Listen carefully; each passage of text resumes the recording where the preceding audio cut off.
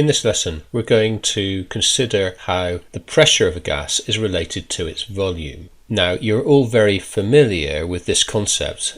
We have a plastic syringe, for example, and if you hold your finger over the end of the syringe like that, and then you push the piston in, okay, like that, you know that as you do so, it becomes harder and harder to push the piston inwards because the pressure inside the container is increasing.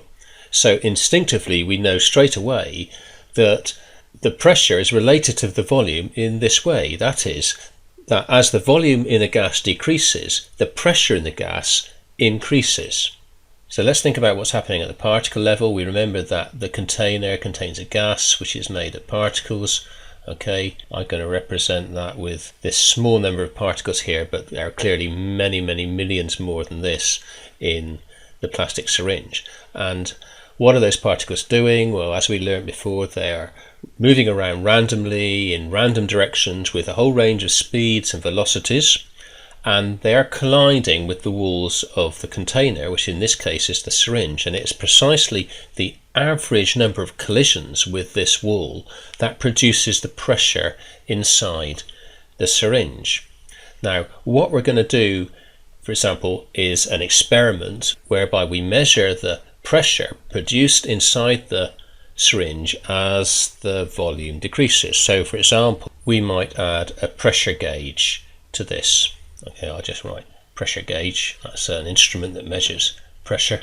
Okay, and we're going to measure how the pressure changes as the volume decreases. So what we're going to do though is we're going to do this at a fixed temperature. We don't want the temperature to increase, and we'll do that by pushing the piston in very slowly.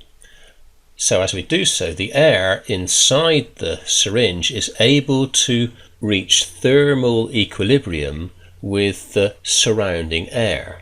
Okay, so it keeps at the same temperature as the surrounding air. So what we're doing then is we're changing the volume inside the syringe and measuring its pressure at a fixed temperature. So supposing that I half the volume in the syringe.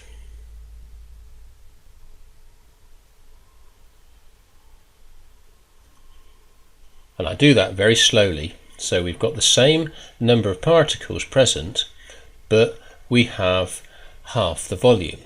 So remember that we kept the temperature constant, so the average kinetic energy of the particles is the same. The temperature is the same.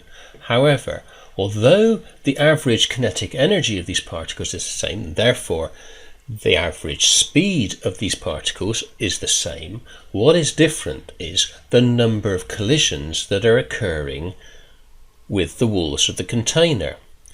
Because I have the same number of particles, but I have half to the volume, what that means is that there will be twice the number of collisions with the walls of the container. As a result of that, the pressure will have doubled. So we can say, if we halve the volume, we double the number of collisions with the wall of the container, and therefore we double the pressure. Or if we make the volume a third, we will treble the pressure. Okay, we treble the number of collisions with the walls of the container and therefore treble the pressure.